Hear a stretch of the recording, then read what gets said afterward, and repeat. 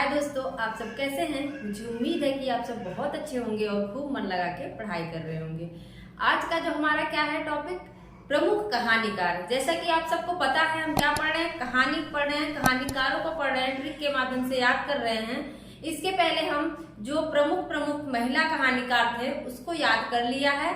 आज हम क्या करेंगे, जो प्रमुख कहानीकार हैं, जो पुरुष लिखे हैं कहानी, उसको हम क्या करेंगे, याद करेंगे और क्लास में तुरंत ट्रिक के माध्यम से।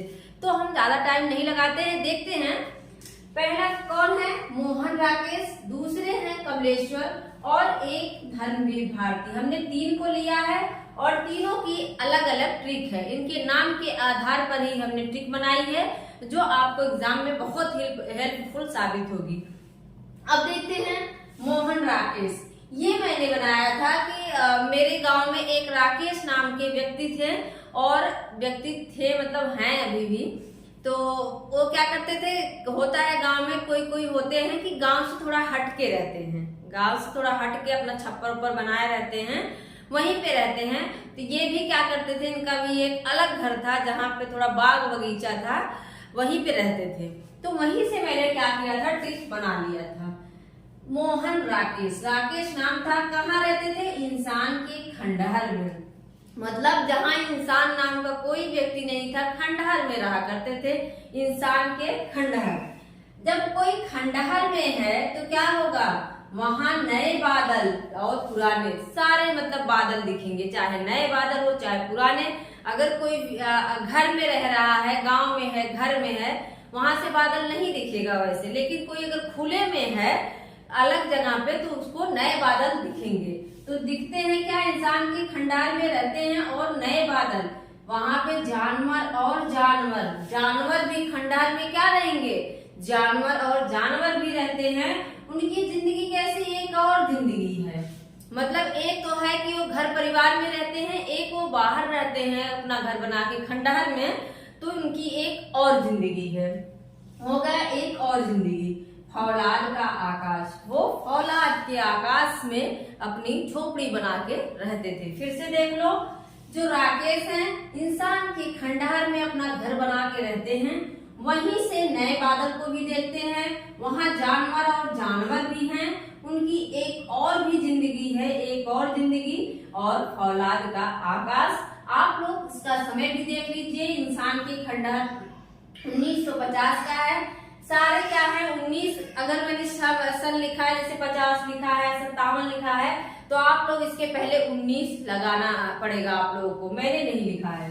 तो 1950, ये 1957 है। जानवर और जानवर 58 में है, एक और जिंदगी 61। फौलाद का आकाश जो है वो 66 में।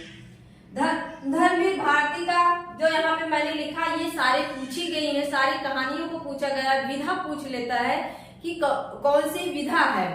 तो देखिए, मुर्दों का गांव, स्वर्ग और पृथ्वी, चांद और टूटे हुए लोग, बंद गली का आखिरी मकान। यहाँ पे क्या है, धर्मवीर भारती।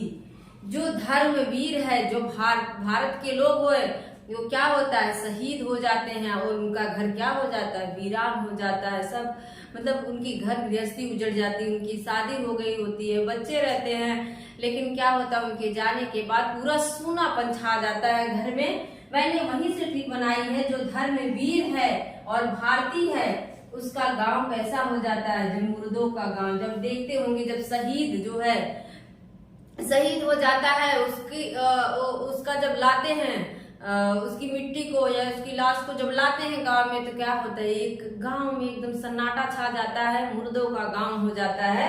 क्या हो जाता है, मुर्दों का गांव हो जाता है। स्वर्ग और पृथ्वी, जिस पृथ्वी पे स्वर्ग था वो क्या हो जाता है, नरक में बदल जाता है। स्वर्ग और पृथ्वी, पहले स्वर्ग हुआ करता था। इसके बाद है चांद और टूटे हुए लोग। जब कोई शहीद होता है तो चांद को तो दुख होता ही होता है, वहां के सारे लोग क्या हो जाते हैं, टूट जाते हैं, चांद और टूटे हुए लोग। फिर क्या है, बंद गली का आखिरी मकान, जो उस शहीद की लाश होती है, जो धर्मवीर होता है, बंद गली का आखिरी मकान जो है उसी का घर होता है। और उसके जाने के बाद उसका घर क्या है, वीरान हो जाता, बंद हो जाता, मतलब वो खुशियां आनी बंद हो जाती हैं। बंद गली का आखिरी मकान किसका है, धर्मवीर भारती का। ये बहुत पूछा गया है। आप लोग जरूर याद रखना, मोस्ट इम्पोर्टेंट है। इसके बाद कमलेश्वर को देखिए। कमलेश्वर भी जितने भी यहाँ पे मैंने कहानी लिखा है, एक दो को छोड़ के लगभग इनकी कहानियों को पूछा गया है। और इसमें समय भी देख लीजिए, 46 का है, मुर्दों का गांव स्वर्ग और पृथ्वी 49 का है, चांद और टूटे हुए लोग का नहीं लिखा, बंद गली का आखिरी मकान, ये याद कर लेना, ये कितने का है, 69 का है। इसके बाद कमलेश्वर का है राजा निर्वंशिया, कस्बे का आदमी, खोई हुई दिशाएं, मांस का दरिया, बयान, आजादी मुबारक। अब मैं कहूंगी तो आप लोग कहेंगे कि जिनके गांव में सारे ही लेखक थे, जो भी नाम अभी है कमलेश्वर, मेरे गांव के एक लोग थे, तो मुझे तो गांव से मतलब उस आदमी से थोड़ी लेना देना है, मुझे अपनी कहानियों को याद करना है कि हम कैसे याद करें। तो मैं क्या करती थी, अपने दिमाग को चलाती थी कि उनकी खूबी क्या है, उसी से हम क्या करते थे, ट्रिक बना लेते थे। अब देखो कमलेश्वर थे, उनकी कोई क्या थी, संतान नहीं, काफी दिन तक कोई संतान नहीं हुई। तो मैंने सब लोग क्या बोल रहे थे, उनको निर्वंशिया कहते हैं ना, जिसकी संतान नहीं होती उसको क्या कहते हैं, निर्वंशी है, तो उसका मतलब कोई वंश नहीं है।